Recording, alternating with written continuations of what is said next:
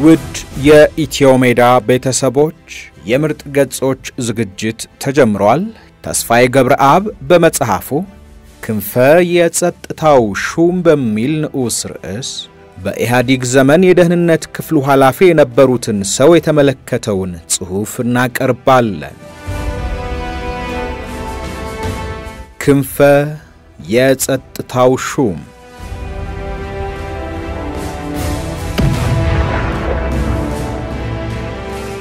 ጠዋት ብትታይም ፀሐይ ከፍ ብላ የማታ እርሷም ማሽቆልቁላ አይቀርም መጥለቋ አይቀርም መውረዷ ብርሃኗን ሰውራ ካይን መጋረዷ። ሻምበል አፈወርቅ ዮሐንስ።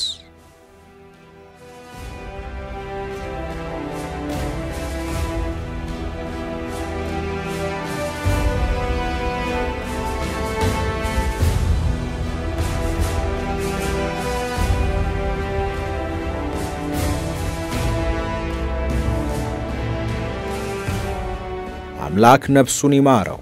የጸጥታው መስሪያ ቤት ሹም ክንፈ ገብረ መድህን ሲገደል እኔ ናይሮቢ ነበርኩኝ። የወሬ እንደሰማሁት በክንፈና በገዳዩ በሻለቃ ፀሐዬ መካከል አለመግባባት የተጀመረው ክንፈ የኃይል 22 የመቶ መሪ ሳለ ሲሆን በዚያን ወቅት ደግሞ ፀሐዬ በክንፈ ኃይል ውስጥ ተራ ተዋጊ ነበረ። ወደ ትግል አንድ ላይ የገቡ ነበሩም ይባላል። ክንፈ ግን በፍጥነቱም ሆነ በእውቀቱ ፀሐዬን ጣጥሎት ቁንጮ ላይ ደረሰ። በስያ ብርሃ የሚመካ አይነት ሰው ነበርም አሉ ፀሐዬ። ክንፈን እንደ ማርያም ጠላት ከጠመደው ዘመናት አልነበረውም። ኋላ ጊዜና ዘመን ሲለዋወጥ ነስዬን መሬቱም ድርጅቱም ከዳቸው። በዚያን ሰሞን ነስዬን በቁጥጥር ስር በመዋሉ ረገድ ቁልፍ ሚና የሚጫወተው የመለስ ክንፍ ተብሎ የሚታወቀው ክንፈ ነው ተብሎ ሲወራ ሰንብቷል። በዚያኑ ሰሞንም ክፍፍሉን ለማርገብ ክንፈ የመከላከያ መኮንኖችን እንዲያግባባ ይታዘዛል። ክንፈ በመኮንኖች ክበብ ሲካሄድ የነበረውን ስብሰባ ተቆጣጥሮ ለመሄድ ጥረት በማድረግ ላይ እንደነበረ በስብሰባው የተካፈሉ መኮንኖች ይገልጻሉ። የጀነራል ጆቤ ሚስት ኮሎኔል ናት። እንዴት እርስ በርስ ትገዳደላላችሁ ስትል ያለቀሰች ባደረገችው ንግግር የትግራይ መኮንኖችን ቀልብ መያዝ ችላ እንደነበር ይነገራል። ኮሎኔል ጥጋቡ የተባለ መኮንን ህወሓት ፍትህ በጎደለው ሁኔታ ኢኮኖሚውን ተቆጣጥሮ አገሪቱን የግል መጠቀሚያው ያደረጋት መሆኑን በመግለጽ እስከ መጨረሻው ተከራክሮ በልዩነት መውጣቱን የሰማው ሲሆን ጀነራል ዓለምሸት ደግሞ እንዲህ ሲል ተናግሯል። አቅም የላቸውም ብላችሁ ታስቡ ይሆናል። ሆኖም እዚህ ያለነው ኦሮሞ መኮንኖች አዳራሹን ጥለን ልንወጣ እንችላለን። ገመቹ የተባለ ኮሎኔል የተናገረውንም ሰምቻለሁ። ክንፈ 22 ኦሮሞዎች በአንተ መስሪያ ቤት ትዕዛዝ ታስረዋል። ስም ዝርዝራቸውን ይዣለሁ ሲል አፋጠጠው። አያያዘናም ቀጠለ። ክንፈ ይሄ ልጅ ማን እንደሆንኩ አያውቅም፣ ሞኝ ነው ብለህ እንዳትስቅ። ይሄን የምናገረው ዛሬ ለሊት ልታሳፍነኝ እንደምትችል እያወቅኩ ነው። እደግምልሃለሁ፣ ኦሮሞ በኦሮሞነቱ ብቻ ለምን ይታሰራል? ክንፈ ከኦሮሞ መኮንኖች የወረደውን ወቀሳ ያለ ማመንታት እንደተቀበለውና ተጠያቂው የኔ መስሪያ ቤት ነው፣ የኦሮሞ ሕዝብ ይቅርታ ያደርግልኛል በማለት ቁጣዎችን ለማብረድ ሞክሯል። ነፃ ገበያን አስመልክቶ በተነሳ ውይይት ላይ ግን ክንፈና ፀሐዬ በመረረ ሁኔታ ተጋጩ። የሲሚንቶ እጥረትና የፋብሪካዎቹ ጉዳይ እንደ ምሳሌ በተወሳበት ውይይት ላይ ፀሐዬ የሲሚንቶ እጥረት ባለበት ሀገር እንዴት ስለ ነፃ ገበያ እናወራለን? የአንድ ሀገር ኩባንያዎችስ እንዴት ይወዳደራሉ? ሲል ይጠይቃል። ክንፈ የፀሐዬን አፍ ለማዘጋት ለስሙ ቢዝነስ ተምሬያለሁ ትላለህ፣ ይሄን እንኳን መረዳት ቸግሮሃል ሲል ኃይለ ቃል ተናገረው። ተሰብሳቢው ሳቀ።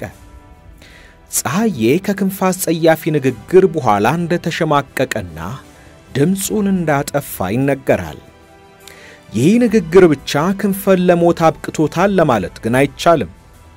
ፀሐዬ ክንፈን ለመግደል ያደፋፈረው ዋናው ምክንያት የክንፈ መመታት ግላዊ ሳይሆን ፖለቲካዊ መልክ ሊይዝለት እንደሚችል የተሳሳተ ስሌት ላይ በመድረሱ ነው የሚሉ አሉ። ነስዬና ተወልደ ያሻቸውን ያህል ከመለስና ከክንፈ ጋር በከረረ ጸብ ላይ የሰነበቱ ቢሆንም እስከ መገዳደል የሚያደርስ ሁኔታ ላይ ያለመሆናቸውን ማንም ውስጥ አዋቂ ይረዳው ነበር። ቢገዳደሉ የአማራ ተቃዋሚዎች ወይም ኦነግ ዘለው ቤተ መንግስት እንደሚገቡባቸው ስለሚያውቁ ቢሻኮቱም ስልጣኑ ወደ እነሱ ያለ ችግር እንደሚተላለፍ ሳያረጋግጡ መለስን ከስልጣኑ ሊነኩት አይሹም ነበር። ከመለስ ተወልደ ይሻለናል ነው ጠባቸው እንጂ ብርቱካን ሚደቅሳን ስልጣን ላይ ማየት ከቶ አይሹም። ፀሐዬ ክንፈን በመግደል አጀንዳውን ፖለቲካዊ ለማድረግ የሞከረበት መንገድ ስህተት የሚሆነው በዚህ መነሻ ነበር። የሆነው ሆኖ ክንፈ ተገደለ። በክንፈ ቀብር ዕለት አበበ ወርቄ የተባሉት የሕግ ሰው ክንፈ ደግ ተግባቢ ቢሮውን ለማንኛውም ዜጋ ክፍት ያደርግ የነበረ ድንቅ ሰው እንደነበረ በጀርመን ሬዲዮ ጣቢያ ሲናገሩ ሰምቼ ሳልገረም አልቀረሁም። ክንፈ በርግጥም ጥሩ ሰው ነበረ። የህወሓትን የሰብአዊ መብት አያያዝ አጥብቆ ያወግዝ ከነበረው ከአበበ ወርቄ ያንን መስማቴ ነበር ያስገረመኝ።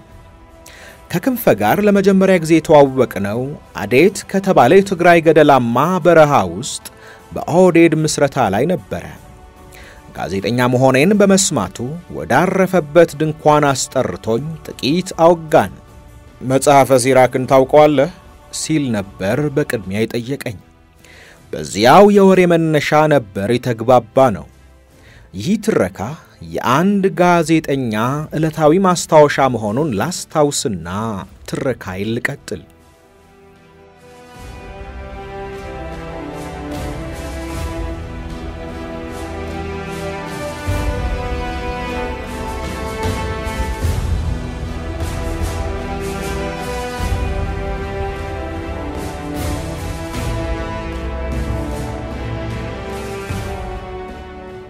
ከዕለታት አንድ ቀን አሰፋ ማሩ ተገደለ። ፖሊሶች ግንባስ ደግፈው የጥይት ሩምታ ወረዱበት። የግል ጋዜጦች ድርጊቱን በመኮነን ሪታቸው በዛ። ፕሮፌሰር መስፍን ወልደ ማርያም በአደባባይ ተቃውሟቸውን አሰሙ። ከመምህራን ማህበር አመራር አባላት አንዱ የነበረው አሰፋ ማሩ ለምን ተገደለ?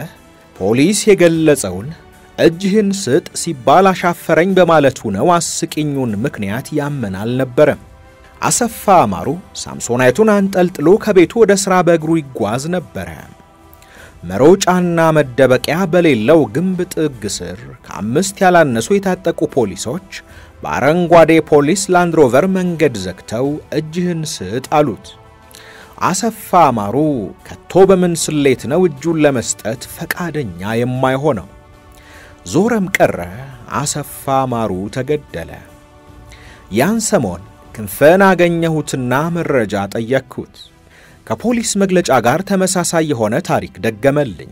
ሊነግረኝ አልፈለገም። እንደገና በዚያው ሰሞን ከስዩም መስፍን ጋር ለሥራ ጉዳይ ተገናኝተን ሥራዬን ካበቃው በኋላ የአሰፋ ማሩን ጉዳይ አነሳሁበት። እንግሊዝ የአሰፋ ማሩ መገደል አንገብግቧት ነበረ። አምባሳደሯን ጭምር ጠርታለች። ጀምራው የነበረውን የፖሊስ ስልጠና አቋርጣለች። ከማንም ሀገር በላይ ተቃውሞዋን እየገለጸች ነበረ። ምንድነው ይሄ ሁሉ የእንግሊዝ ፉከራ ስል ጠየቅኩት። አሰፋ ማሩ ሰላያቸው ነበር አለኝ ስዩም። ከጥቂት ዝምታ በኋላ ሁኔታው ታዲያ ወዴት እያመራ ነው ስል በስጋት ጠየቅኩት። ስዩም መስፍን ፈገግ አለና የሚሰጡትን እርዳታ ሁሉ እንደሚያቋርጡ ነግረውኝ ነበር። እኛ ደሃ ነን፣ ብትረዱን ደስ ይለናል። የለም እጃችንን አስገብተን ካላቦካን እርዳታ አንሰጥም የምትሉ ከሆነ ደግሞ እርዳታችሁ ይቅርብን እንጂ በውስጥ ጉዳያችን እጃችሁን እንድትከቱ አንፈቅድላችሁም የሚል መልስ ላኩላቸው። የአፄ ቴዎድሮስ ዘመዶች እንደሆነን አስታወሱ መሰለኝ። አሁን ደግሞ ረገብ ማለት ጀምረዋል።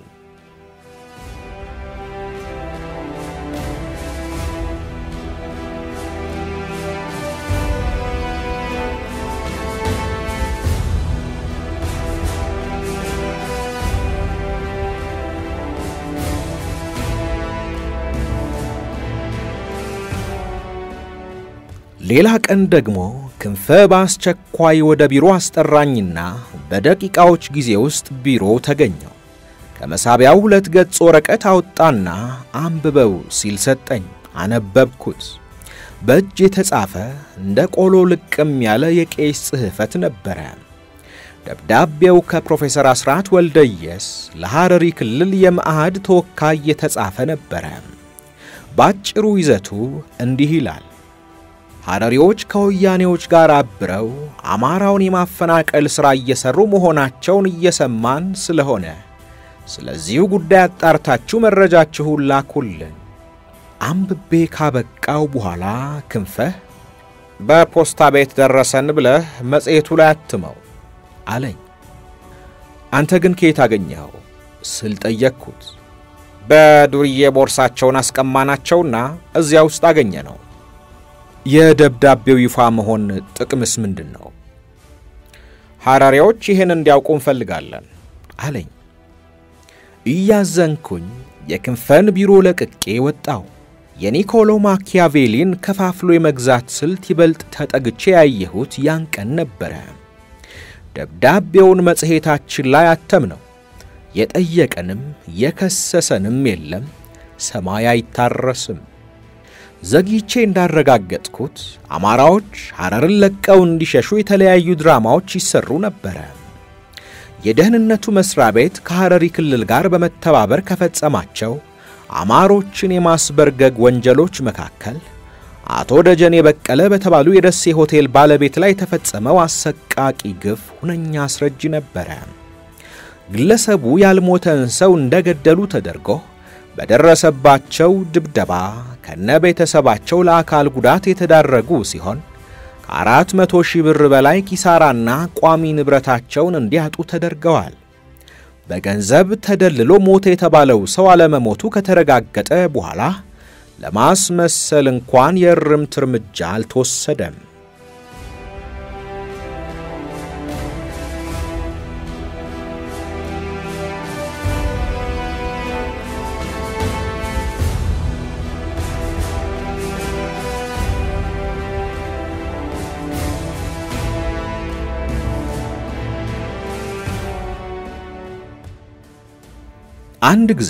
አንድ ጊዜ 15 ኮንቴነሮች ቀረጥ ሳይከፈልባቸው ከጉምሩክ ስለመውጣታቸው የዜና ጥቆማ ሲደርሰኝ ትልቅ ዜና ያገኘው መስሎኝ ነበር። ክንፈ ዘንድ ደወልኩና ስነግረው መረጃውን የሚያውቀውን ሰው አንተ ዘንድ ይዘኸው ቆይ ሰው ልክልሃለሁ አለኝ። ከደህንነት መስሪያ ቤት 2 ሰዎች ወደኔ ቢሮ መጡ። መረጃውን የሚያውቀውን ነጋዴ አግባብቼ ክንፈ ከላካቸው ሰዎች ጋር አገናኘሁት። ነጋታው ባለ መረጃውን አግኝቸው ቡና እየጠጣን ወሬውን እንዲነግረኝ ሳጣድፈው እሱ ይስቅ ጀመረ። ምንድነው ጉዳዩ ስል በጉጉት ጠየቅኩት። የናንተው ሰዎች ንብረት ነው ሲል ዱብዳ ፈነዳብኝ እና መረጃ የማግኘት ችሎታህን እናደንቃለን፣ ለወደፊቱም አብረን እንሰራለን፣ ይሄን ግን ለማንም እንዳታወራ አሉኝ። ይህን ሰው ከ6 ወራት በኋላ በሀብት ላይ ሀብት እየጨመረ ሲሄድ ባይኔ ያየሁት ሲሆን ከኔም እየራቀ ሄደ። ከደህንነት ሰዎች ጋርም በተደጋጋሚ አየው ጀመረ። የነክንፈ ባልደረባ ሆኖ መቀጠሉን ተረዳው።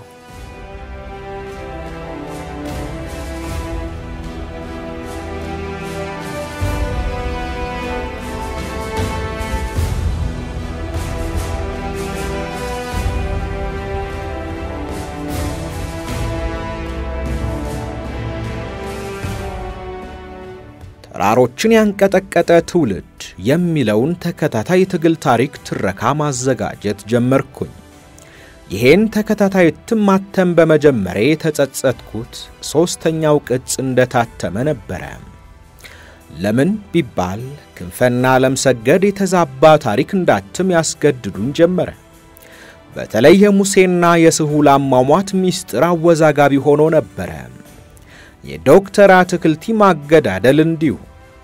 ሙሴ በስያ አብርሃ ይመራ ከነበረ የኃይል 41 ተኳሾች ከጀርባ ተገድሎ ሳለ በኢዲዩ ጥይት እንደተገደለ ተደርጎ የሚወራበት ምክንያት እስከዛሬ ድረስ ለብዙዎች ሚስጥር እንደሆነ አምናለሁ። የሙሴ ገዳይ በርሄ ሀጎስ የሚባል ሲሆን አሁን ካናዳ ይገኛል። በርሄ በስዬ በሚመራው ኃይል 41 ውስጥ ተራ ተዋጊ የነበረ ሲሆን ከሙሴ መገደል በኋላ የወሬው ጭምጭምታ መናፈስ በመጀመሩ ወደ ሱዳን እንዲኮበልል ተደረገ። ሙሴ በመላ ሰራዊቱ የተወደደና ያለ ሙሴ መሪ የለም ተብሎ ይታመን ስለነበረ በተራ የስልጣን ሽሚያ ሰለባ የሆነ ታጋይ ነው ብለው የሚያምኑ አሉ። በህወሓት ምስረታ ሰሞን እንፍሽፍሽ ተብሎ የሚታወቅ ከፍተኛ የስልጣን ሽኩቻ እንደነበር ይታወቃል። ሙሴ ሻቢያ ታጋይ የነበረ በመሆኑ ራሱን እንደ አመራር አባል ማየት የማይፈልግ የነበረ ቢሆንም ሰራዊቱ ሙሴን መተኪያ እንደሌለው ብቸኛ መሪ ማየት በመጀመሩ ደስተኛ ያልነበሩ የአመራር አባላት ነበሩ። ሙሴ የተገደለበትን ምክንያት ከተጋድሎ ሓርነት ትግራይ አመራር አባላት መረሸን ጋር የሚያያይዙትም አሉ። ህወሓት ለተጋድሎ ሓርነት ትግራይ ውህደት እንፈጽም ሲል ለእርቅና ለድርድር ጥሪ ያቀርብና በአንድ ወንዝ ዳር ይቀጣጠራሉ። ህዳር 1968 ነበረ ጊዜው። ሌሊት ስዩም መስፍንና መለስ ዜናዊ በሰጡት ትዕዛዝ የተጋድሎ ሓርነት ትግራይ ታጋዮች በተኙበት ተረሸኑ። ይሄን ዜና ስብሃት ነጋ ለሙሴ በነገረው ጊዜ ሙሴ ሁለት እጁን ራሱ ላይ አኑሮ መሬት ላይ ቁጭ እንዳለና ክፉኛ እንዳዘነ ከስብሃት ነጋ ተተርኮልኛል። ሙሴ ከጀርባ ተመቶ የተገደለበት ምክንያት በዚህ የተቃውሞ አመለካከቱ መሆኑን የሚገልጹም አሉ። ሙሴ ከመሞቱ በፊት ሆን ተብሎ ከጀርባ ተመቶ በገዛ ወገኖቹ እንደተገደለ ተገንዝቦ የነበረ ሲሆን አጠገቡ ለነበሩት ለነ አውዓሎምና ኃየሎም ይሄንኑ የነገራቸው እንዳጽናናቸው በወቅቱ ለዚህ ታሪክ ቅርብ ከነበሩት ከአውዓሎምና ከአሰፋ ማሞ ተነግሮኛል። ከጀነራል ጻድቃን ጋር ባደረኩት ቃለ መጠይቅ ግን ጻድቃን እውነተኛውን ታሪክ ደብቆኝ ነበር። ሙሴ በኢዲዩ ነው የተገደለው ሲል ነበር የነገረኝ። አውዓሎምን ደግሞ ሳነጋግረው ጻድቃን የሙሴን አሟሟት ነግሮሃል ሲል ጠየቀኝ። አሁን ነገረኝ፣ አሳዛኝ ነው አልኩት። አውዓሎም ቀጠለ። በጣም ያሳዝናል፣ የኛው ሰዎች ናቸው የመቱት አለኝ። በድንጋጤ አይኔ ፈጠጠ። ከጻድቃን የሰማሁት የተለየ ታሪክ ነበርና አውዓሎምን አውጣጣሁት። ከኃይል 41 በተተኮሰ ጥይት መመታቱንና ጥቂት ዝርዝር ነገሮችን ነገረኝ። በመቀጠል በወቅቱ የሜጋ ማስታወቂያ ሥራ አስኪያጅ ወደ ነበረው ወደ አሰፋ ማሞ ዘንድ ሄድኩና ሙሴ ከጀርባ ከኃይል 41 ተተኩሶበት መገደሉን ያውቅ እንደሆነ ስጠይቀው እውነታውን ለመዘግዘግ ካላመነታም የገዳዩን ስም ጭምር ነገረኝ። ሙሴ ቆስሎ በነበረበት ጊዜ ከመሞቱ በፊት በገዛ ወገኖቹ ሆን ተብሎ እንደተመታ ማወቁንም ከአሰፋ ማሞ ነበር የሰማሁት። ይህን የማወጋችሁን ታሪክ ከፊሉን ያህል የሙሴ ገድል በሚለው ተራሮችን ያንቀጠቀጠ ትውልድ ቅጽ 2 ላይ ካተምኩት በኋላ ግን በህወሓት አመራር አካባቢ የመነጋገሪያ አጀንዳ ሆነ። ከያቅጣጫው ጩኸት መጣ። በቅድሚያ ድምጹን ያሰማው በርሄ ሀጎስ ነበረ ከካናዳ። የሙሴ ገዳይ ማን ነው? ለምን አድበሰበሳችሁት? ማንን ለማለት ፈልጋችሁ ነው? ስም መጠፋፋት ከተጀመረ ሁላችንም የምናውቀውን እንደምናወጣ እነ ስብሃት ነጋ ልብ ሊሉ ይገባል። በጣም ገረመኝ። በርሄ ሀጎስ በመጽሐፉ ስሙ አልተጠቀሰም። የኃይል 41 ተዋጊ ነበረ፣ የሰሜን አሜሪካ ነዋሪ የሆነ የሚል ነበር የጠቀስኩት። ምን አስለፈለፈው? የማርያምን ብቅል የበላች ፍየል አይነት ሆነ። በመቀጠል ክንፈ ደወለና ሪታውን አቀለጠው። ከየት አመጣኸው ይሄን ታሪክ ሲል በቁጣ ጠየቀኝ። ታሪኩን ከአምባሳደር አውዓሎምና ከአሰፋ ማሞ ማግኘቴን ረጋ ብዬ ስነግረው ንዴቱና ቁጣው ይበልጥ ናረ። አውዓሎም እሱ ነው ይሄን የሚነግርህ? ከሻቢያ የሰማውን ታሪክ ነው የነገረ። እነሱ ዘንድ እየዋለ ያገኘውን። አሰፋ ማሞስ ዘባራቂ። አንተስ ብትሆን እነሱ እንደነገሩ በቀጥታ መጽሐፉ ላይ ለምን አልጻፍከውም? ክንፈ እያበደ ቀጠለ። የዶክተር አትክልቲ ቤተሰቦች ደውለውልኝ ነበር።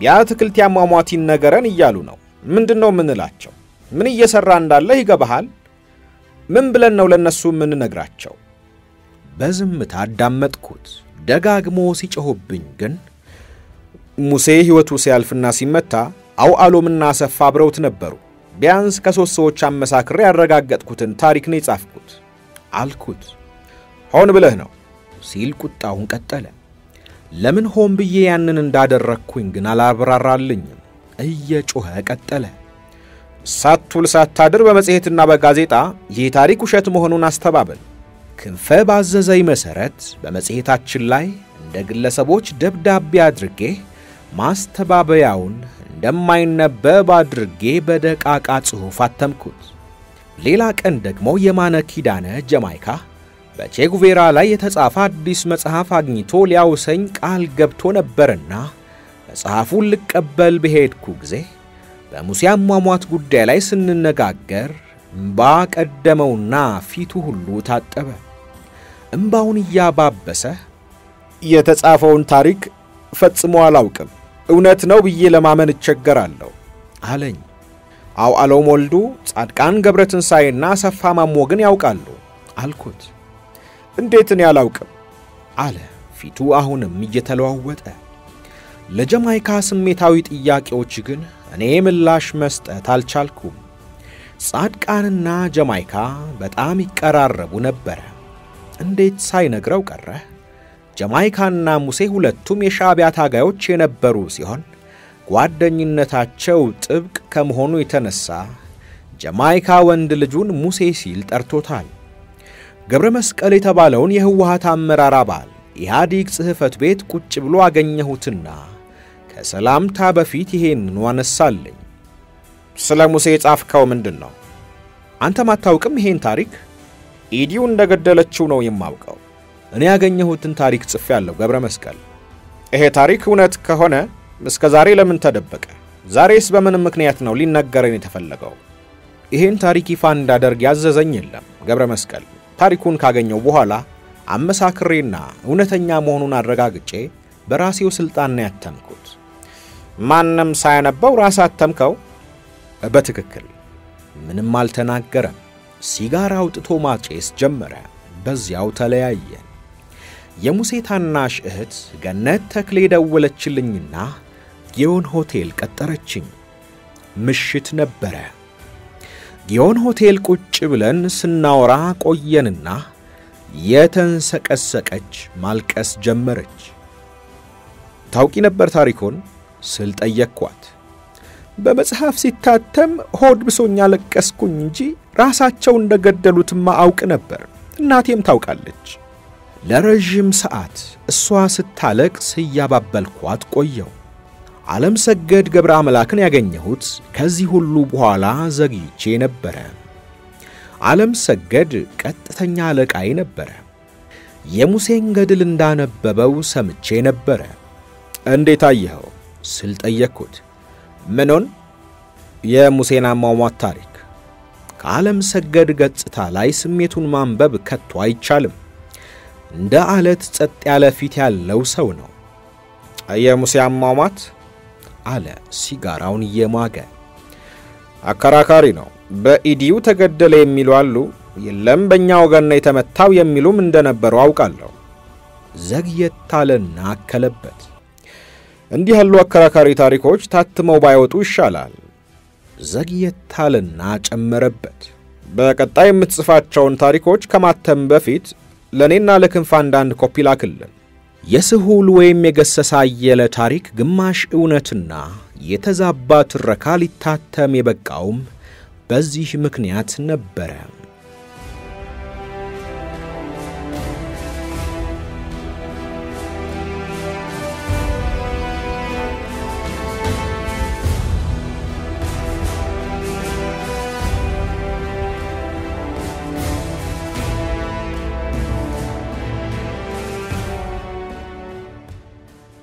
በስሁል ወይም በገሰሳ አየለ ትረካ ውስጥም ዋና ዋና እውነታዎችን ቆርጬ እንዳውጣ ወይም እንዳልተርክ ታዝዤ ነበር ስሁል የነመለስን ቡድን ለመግደል በታቀደ ሴራ ውስጥ እጁ እንደነበረበት የሚገልጸው አንቀጽ አንዱ ነበር። የነመለስ ቡድን የሚባለው አባይ ፀሐዬ፣ ስዬ፣ ግደይ ዘርአጽዮን፣ አው አሎም፣ ሙሴ ጀማይካ፣ ስዩም መስፍን የመሳሰሉትን በወቅቱ ዩኒቨርሲቲ አካባቢ የነበሩ ተማሪዎችን ያቀፈ ቡድን ሲሆን በአንጻሩ የገበሬዎች ቡድን የሚባል ቡድን ደግሞ ነበር። ይሄም የስሁልን ብቸኛ አመራር የሚደግፍ ቡድን ነበር። አንድ ቀን የገበሬዎቹ ቡድን የነመለስን ቡድን ለመረሸን ይወስንና በአጋጣሚ እቅዱ ይከሽፋል። ከመክሸፉም ጋር ይጋለጣሉ። ከተጋለጡም በኋላ ይደመሰሳሉ። ያንን የግድያ እቅድ ስሁል ያውቅ እንደነበር የተረኩትን ክፍል ዓለም ሰገድ ቆርጦ አወጣው። ለምን አወጣው ስል ጠየቅኩት። ታሪኩን ያገኘሁት ከስብሃት ነጋ ነበርና ስብሃትና ዓለም ሰገድ በታሪኩ መገለጽ ላይ የተለያየ አቋም እንዳላቸው እየተረዳሁ ነበር። ስብሃት ያንን ሚስጥር የነገረኝ በቀጥታ እንዲታተም ነበር። ዓለም ሰገድ ሲመልስ ያ ታሪክ የስሁልን ገጽታ ስለሚያበላሽና ስለሚያዛባ ነው ሲል መለሰልኝ። እውነታው ግን እንደዚህ አልነበረም። ዘግይቼ እንደተረዳሁት ዓለም ሰገድ ያችን ትረካ የሰረዛት የዚያ ታሪክ ይፋ መሆን በስሁልና በቀሪዎቹ አመራር አባላት መካከል የነበሩ አለመግባባቶችን ጎልጉሎ ለማውጣት ቀዳዳ ስለሚከፍትና ይሄም አከራካሪውን የስሁል አሟሟት ስለሚቀሰቅስ ነበር። እርግጥ ነው የግድያ እቅዱ ከከሸፈ በኋላ ስሁል በአይነ ቁራኛ የሚታይ የቁም እስረኛ ሆኖ ነበር ለዓመታት ያህል የቆየው። ዲማ ላይ በተደረገው የአመራር ምርጫ ላይም በተለመደው ድርጅታዊ ሥራ ስሁል ሳይመረጥ ቀረ። ይሁን እንጂ ነመለስ በወቅቱ ስሁልን ይፈልጉት ነበር። ስሁል በትግራይ ሕዝብ ዘንድ የተከበረ ግዙፍ ስም ስለነበረው በስሙ የገበሬዎችን ድጋፍ ለማግኘት እየተጠቀሙበት ነበርና በቁም እስር ይዘውት ቆዩ። ስሁል እስረኛ መሆኑን ሲገነዘብ ከዕለታት አንድ ቀን እንዲህ ሲል ጥያቄ ያቀርብላቸዋል። እድሜ ገፍቷል። ሱዳን ልሄድና ገንዘብ በማሰባሰብ እዚያ ሆኜ ላግዛቸው። አዲሶቹ ተመራጮች የስሁልን ጥያቄ ቁጭ ብለው መረመሩት። እውነቱን ሊሆን ይችላል፣ እውነቱንም ላይሆን ይችላል ተባባሉ። የስሁል ጥያቄ የእውነት ከሆነ ሱዳን ሆኖ ብዙ ሊያግዛቸው እንደሚችል ተገንዝበዋል። ሱዳን ከደረሰ በኋላ ከድቷቸው ከኢዲዩ ጋር ከተቀላቀለስ ስሁል የገበሬ ድጋፍ ስለነበረው ድምጥማጣቸውን እንደሚያጠፋቸው ተገነዘቡ። ከብዙ ክርክሮች በኋላ ስሁል ወደ ሱዳን ሄድ ዘንድ ፈቀዱ። 6000 ብር እንዲሰጠው ቢጠይቅም 2000 ብቻ ተፈቀደለትና ሱዳን የሚያደርሱ አጃቢዎች ተመድበውለት ስሁል ተሸኘ።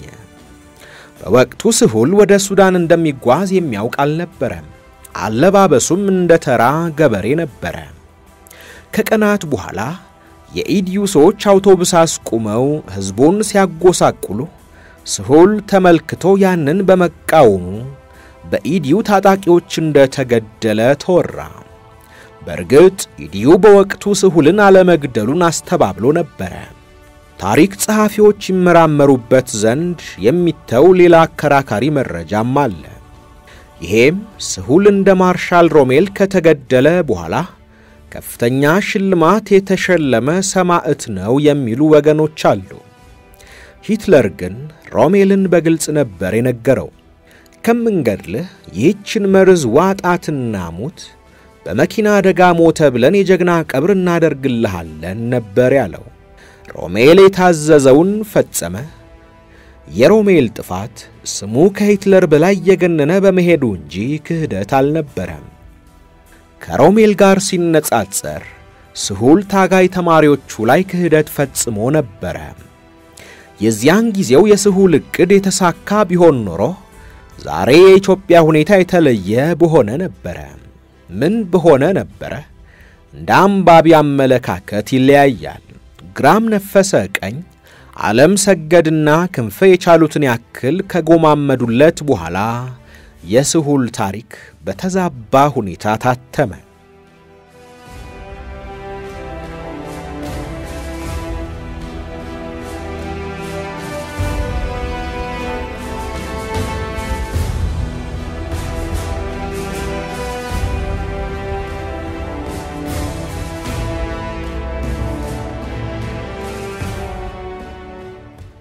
ክንፈ የሁሉም ወዳጅ የሚሉት አይነት ሰው ነበረ።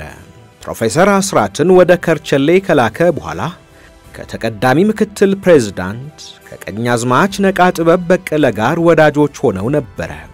ቀኛዝማች ሞጆ ላይ ዳቦ ቤት፣ አዲስ አበባ ላይ መጋዘን ስለነበራቸው ከድርጅቱ ሥራ ይልቅ በግል ቢዝነሳቸው የተጠመዱ ሰው ስለነበሩ ክንፈ ወዷቸው ነበረ። እሳቸውም ለክንፈ ጥሩ አመለካከት ነበራቸው። የግል ጋዜጦች የቀኛዝማችን ድክመት እየመዘዙ ወቀሳ ሲያበዙባቸው ታዲያ ከዕለታት አንድ ቀን ክንፈ ዘንድ ደውለው እንዲህ እንዳሉት ክንፈ አጫውቶኛል። ምን እንዳሉኝ ታውቃለህ? ምን አሉ? ጋዜጦች አስቸገሩኝ። ፕሮፌሰር አስራት ታስረው ሲሰቃዩ እኔ አለመነካቴን እያነሱ ስሜን እያጠፉ ነውና እባክህ አንድ ሳምንት አስረህ ጥቂት አንገላታኝ። ይሄን ብሎ ክንፈ በሳቅ ፈነዳ። እኔም አጀብኩት። እና ምን አልካቸው? እድሜው ገፍቷል፣ እስር ቤት ውስጥ ቢሞቱም ሰበብ ይሆኑብናልና አልተባበሩትም አልኳቸው። ቀኛዝማች ብዙ ጊዜ ወደ ክንፈ እየደወሉ ይሄን አታድርጉ፣ ለስማችሁም በጎ አይደለም እያሉ እንደ አባት ይመክሩትና ይቆጡት የነበረ ሲሆን ክንፈ ደግሞ ማዕድ ተዳክሞ እንዲቆይ ቀኛዝማችን ከስልጣን የሚገለብጥ ሁኔታ እንዳይመጣ በሚስጥር ያስጠብቃቸው ነበረ።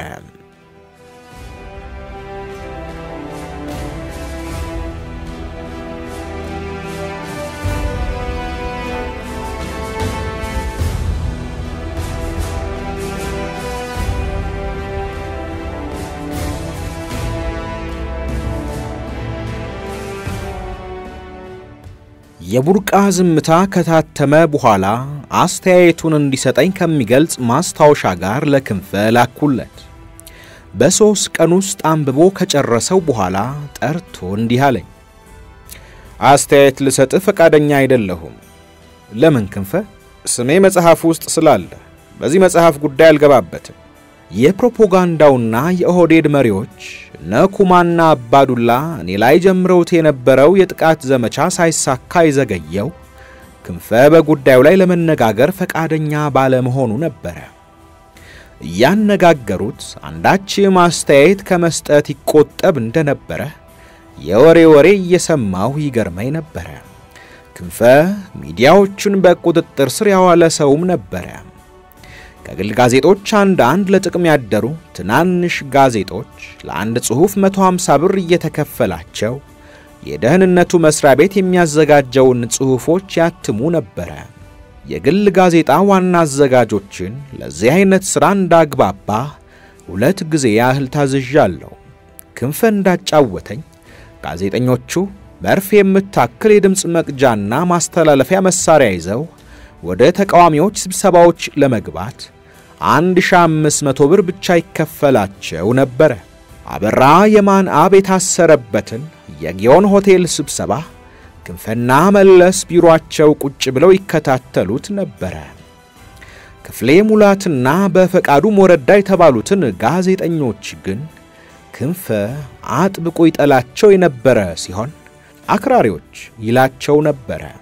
የሪፖርተር ጋዜጣ ዋና አዘጋጅ አማራ አረጋዊና ክንፈ ገብረ መድህን ጓደኛሞች ነበሩ። ጓደኝነታቸውም የጥንት እንጂ የቅርብ አልነበረም።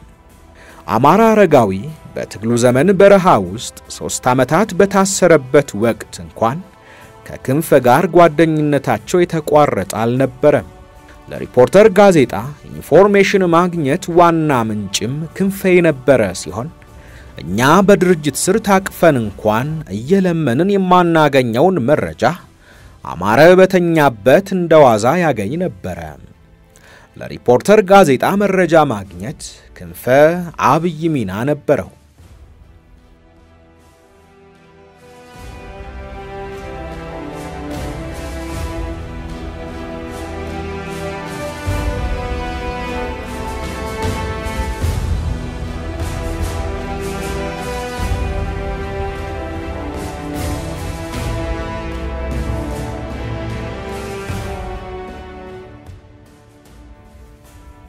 አንድ ለተረቡዕ ማለዳ ክንፈ ደወለና የዛሬውን ኤርትራና የሊቢያ ዜና ከየት አገኘኸው ሲል ጠየቀኝ።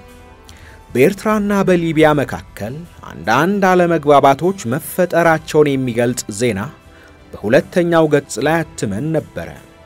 መሐመድ ጣሃኔ ሰጠኝ። ከቻልክ አሁኑኑ ቢሮዬ ና ሲል ክንፈ አዘዘኝ። እንደደረስኩ እንዲህ አለኝ። ዜናው ስህተት ነው። እንዴት? በኢሳያስና በጋዳፊ መካከል ችግር የለም። በእውነቱ ይህ አጀንዳ ለኔ ልዩ ሆኖ የሚታይ አልነበረም። በኢትዮ ኤርትራ ግጭት ወቅት እንደ አቅጣጫ የተሰጠን ስራ ሻዕቢያንና ኢሳያስን ማጥላላት ስለነበረ ዜናው ሐሰት ቢሆንም እንኳ ጉዳቱ አልታየኝም ነበር። የሆነው ሆኖ ዜናው ለምን ትኩረትህን ሳበ ስል ጠየቅኩት። የወጣበትን ዓላማ ማወቅ ፈልጌ ነበር። እንዳልኩ ጣሃኔ ሰጠኝ። የተሳሳተ ይሆናል ብዬ ስላልገመትኩ አላረጋገጥኩትም አልኩት። በነገራችን ላይ መሐመድ ጣሃ ዙላ አካባቢ የተወለደና ኤርትራዊ ነው። በቀጠር ቴሌቪዥን ወኪል ጋዜጠኛ ሆኖ አዲስ አበባ ተመድቦ የሚሰራ ሲሆን የኃይል ሚዛን እያየ አረማመዱን የሚያስተካክል የጥቅም አይነት ሰው ነው። በሙያው ግን የአረብ ሀገራትን መሪዎች በአካል የሚያውቅ ፈጣን ጋዜጠኛ ነበር። ስለ ጣሃ ምን አስተያየት አለ ሲል ጠየቀኝ። ጣሃ ጎበዝ ጋዜጠኛ ነው አልኩት። ማለቴ ስለ አመለካከቱ ታምነዋለህ? ሳላመነታ ምላሽ ሰጠሁት። ሻዕቢያ እንደሚያሳድደው ነግሮኛል። ታምነዋለህ? በሻዕቢያ ሊጠረጠር ይችላል? ያን ለማለት ማስረጃ የለኝም። ሻዕቢያ ጣሃን ሊገድል የሚፈልግ ይመስልሃል? አላውቅም፣ መረጃ የለኝም። የማስፈራሪያ ደብዳቤ ጽፈውለታል። ይሄን ታውቃለህ? ያን ደብዳቤ አሳይቶኛል አልኩት። ከሁለት ሳምንት በፊት የመን ሰነአ ላይ ካረፈበት ክፍል ድረስ መጥተው ኩርኩር ወያኔ የወያኔ ቡችላ ሲሉ ሰድበው የሚሰራውን ስራ እንዲያቆምና ከአዲስ አበባ እንዲወጣ እንዳዘዙትስ ነግሮሃል? ክንፈ የምትነግረኝን ታሪክ መሐመድ ጣሃ ላገኘው ሰው ሁሉ ነው የሚያወራው። ጥቂት ሰከንዶች ጸጥ ብሎ ከቆየ በኋላ በተግባር እንደምናየው ጣሃ ሻዕቢያን የሚጎዱ ዘገባዎች እየሰራ ነው። የሚሰራው ስራ ለኛ በጣም ጠቅሞናል። ዛሬ እናንተ ጋዜጣ ላይ የወጣው ዜና ከጣሃ መምጣቱ አስገርሞኛል አለ። ክንፈ ከኔ ምን ለማወቅ እንደፈለገ በፍጹም ሳይገባኝ በዚሁ ተለያየን። ከሁለት ወራት በኋላ መሐመድ ጣሃ ሂልተን አካባቢ ይኖርበት ከነበረው አፓርታማ እንደወጣና የተዋበ ሙሉ ዕቃ ያለው ወላንሳ ቦላንሳ የሆነ ድንቅ ቪላ እንደተሰጠው ሰማው። በመሐመድ ጣሃ ተወከል ጉዳይ ላይ ከክንፈ ጋር ከተነጋገርን በኋላ ክንፈ ከኔ ጋር ያለውን የጠበቀ ግንኙነት እያላላ ሄደ። ስራ በስቶበት ይሆናል ብዬ እኔም ችላ ብዬ ተውኩት። ወደ ቢሮ ስደውልም ቆይቼ እንድደውል በጸሐፊው በኩል ይነገረኝ ጀመረ። በወቅቱ ክንፈ ሊርቀኝ የጀመረው በመሐመድ ጣሃ ምክንያት ይሁን ወይም በሌላ ማወቅ አልቻልኩም ነበር።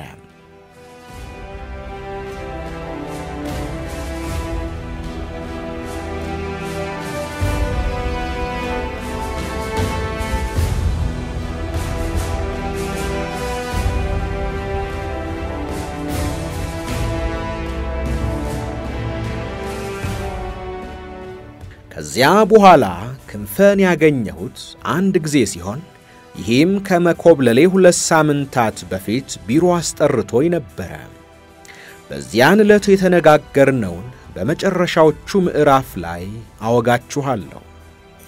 እነሆ ናይሮቢ ከተማ ዳርቻ ላይ ከሚገኝ የእንግሊዛውያን ባልና ሚስት ንብረት ከሆነ ጸጥተኛና የደሃ ቱሪስቶች ማረፊያ ሆቴል ተቀምጫለሁ።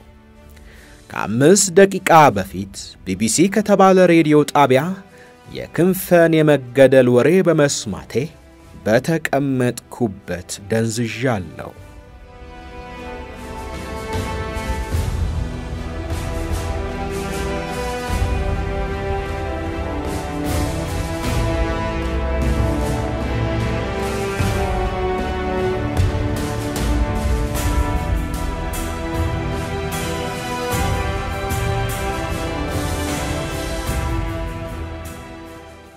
ውድ የኢትዮሜዳ ቤተሰቦች በምርጥ ገጾች ዝግጅታችን ከጋዜጠኛው ማስታወሻ የመረጥንላችሁ ታሪክ አላበቃም።